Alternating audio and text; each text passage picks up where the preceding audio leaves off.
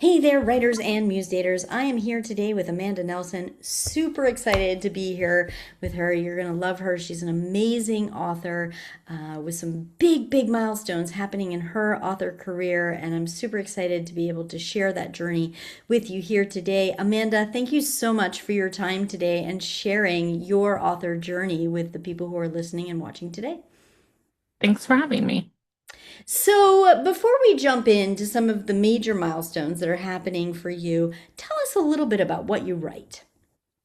I write cozy mysteries with a strong focus on the friendship component. So my main characters are best friends, and they have a lot of that back and forth friendship that we see in, sitcoms and movies and stuff like that. Kind of a Gilmore Girls style where they chatter back and forth real fast to each other. And then the main character is a terrible sleuth. It is not her gift, and somehow she muddles through. Oh, I love that. And, we can tell already by the way that you're describing it. I mean, your books are hilarious. Where do you think that humor comes from? My family's really big on joking around, teasing, sarcasm, in a fun way. I know some people use that as a weapon, but we enjoy it. So that's kind of a just how I grew up, that there's constant jokes and zingers and all of that. So um I like that. I like the fast talking and that not everything has to be deep and heavy. And I especially like that in books. A lot of times I read books for an escape from the mundane life, and having something fun and easy and laughable is just what I'm looking for. Excellent. I love that. So, let's talk about your first book, which came out a couple of years ago, and tell us about that book and also a little bit about how you put together your titles. So the first book, I'd been talking about writing a book for years and years, and not necessarily that book, just a book. And one day I just said it again for probably the millionth time. And my husband said, "You're not going to write a book." And I'm like, "Oh, watch me." So I wrote it in 3 months during the summer because I'm a teacher. So during the summer, I just wrote a whole book. And then I sat on that for a couple years, rereading it, re editing it, and got it published. And my family was a big part of that because I have zero writing plans in my head. I just am like, I'm going to write something. And I sit down and I start typing. And sometimes I type a lot of stuff. And sometimes I type nothing. And sometimes I'm like, this is great, wonderful. This is absolutely staying in the book. And sometimes I'm like, what was I even thinking? What is this? And so it's always a family event. My kids were still at home at the time. So it'd be like, what name makes more sense? Who should I like have do this? And then when I was coming up with a title, my son suggested rhyming. So luckily, Claire rhymes with a lot of things, so that might work out for me. And so we came up with Claire and the Missing Heir. I love that. And then that's not all. There are many more books inside of you. And so we've got a second rhyming title book. Tell us about book two, which came out earlier this year. Book two is called Claire and the Artist Pierre, and it is about an artist whose painting is stolen. So they're once again, Cece and Claire are in the middle of an investigation, and they somehow muddle through, and it's got some hopefully twists and turns that you don't see coming. I know some people are really good armchair detectives, and they're like, ha, I knew that in the very first chapter. And a lot of people are like, whoa, I never saw that coming. That really got me. And that's fine. I mean, I like to know things too. So if I know it in the first chapter, I like to be vindicated that I was right. And if I'm surprised, I'm like, wow, that was impressive. They got me. So hopefully it fits one of those categories for people. Oh, I love that. And, people also really love to look for Easter eggs in video games and that kind of thing. One of the Easter eggs that appears on your covers is this little dog. So pull back the curtain on that and tell us about your Easter egg dog. So that is Benji. He's Claire's terrier mix. One of Cece's many children collects animals like some people collect coins. And Benji was one of those that ended up at Claire's house. And he thinks he is smarter than Claire. And he's probably right. So he throws a little bit of a monkey wrench into a couple of her plans for the day and just adds some comedic relief. Oh, I love that. So, this is also a big moment. So, we talked about book one coming out, book two earlier this year, and now we're headed into a launch party for you this Saturday for your audiobook for your first book. How does it feel to be expanding into multiple formats?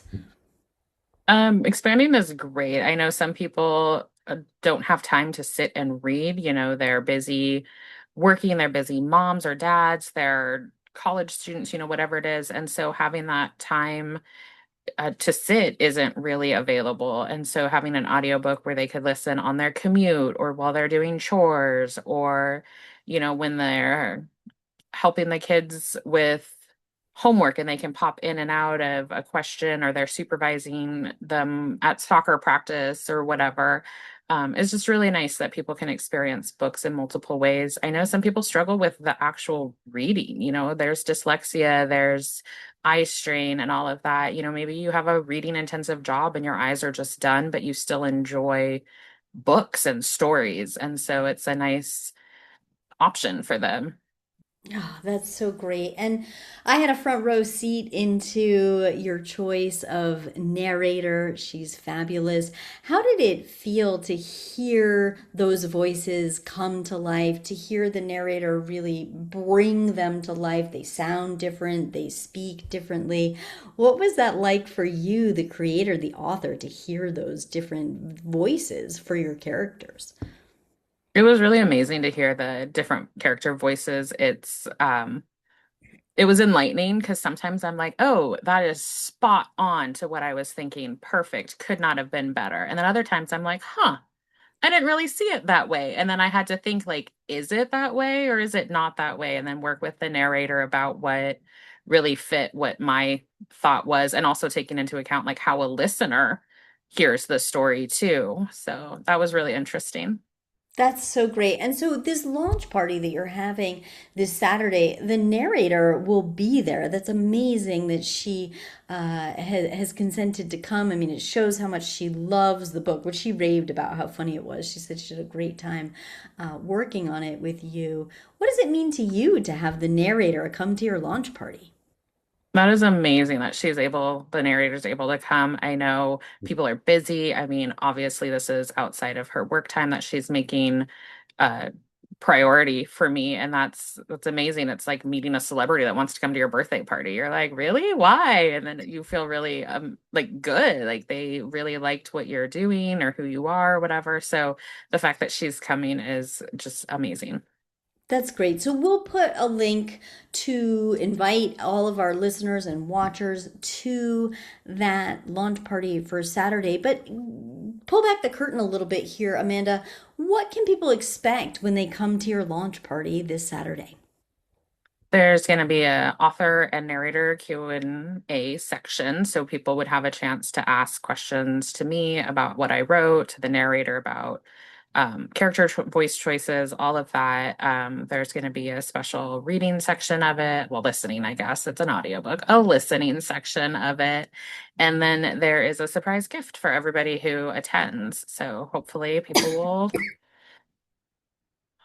will be able to come and enjoy chatting and getting a sneak peek into the audiobook and then have a little surprise gift to go home with. That's wonderful. And I Well, mean, I guess this they stay at home. It's an online launch. right, there's no commute with an audiobook. It's wonderful. Yeah, so it is online. That makes it accessible to anybody, anywhere. So we're really hoping people will come out. It's a great chance to meet you. Obviously, you're funny and very personable. We've seen that today. The narrator is amazing. There will be other support team members there as well.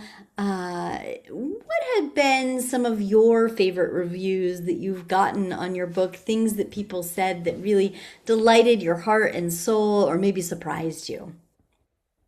I've had a lot of good reviews. Not everybody loves my book, and that's okay. But some of my favorites have been that it's like if a sitcom and a Hallmark movie had a baby. And like that's what I'm going for, something light and fun and easy. A lot of people say they laughed out loud, so that's always good to hear because that's again the point of the book. One of my friends just texted me the other day that she'd finished it, and she's all like, "You had me guessing all the way through." I'm like, "It's this person, and it wasn't." And I'm like, "Ooh, it's this person, and it wasn't." And so that was funny to hear too, because she's one of the smartest people I know. So I was like, "I've tricked her. That's amazing." Oh, that's so good. That's so good. And just so people know, what else can they expect from you? I mean, this you are not a two-trick, three-trick pony. Are there more books coming in Claire's series? I sure hope so. I've been working on a third one and it's been a little slow. We've had a busy summer, so I haven't had as much time to write as I would like, but it's been percolating. Like I said, I don't make plans, so there's no outline. There's no point in doing that for my brain. I'd be like, "Oh, this is what we're doing," and then I'd get into the book and be like, "That is not what the characters did. I don't know what happened in between there." I've actually frequently had to go back in towards the end of my book and like add in stuff or change things because the characters surprised me with what they did. And I'm like, oh, well, that needs to make sense. It can't just come out of left field. So it's been percolating, but hopefully we'll be able to get something down on, well, it's a computer. Hopefully we'll be able to get something typed on the computer soon.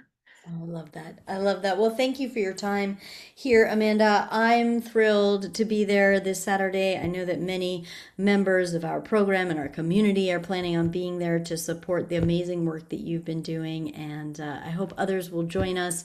You're an inspiration as an author. And I think those who are aspiring authors are going to get a lot out of learning from your journey. Those who love cozy mysteries and being entertained and laughing are going to get a lot out of the event. I think it's going to be a great event for so many writers, authors, and readers.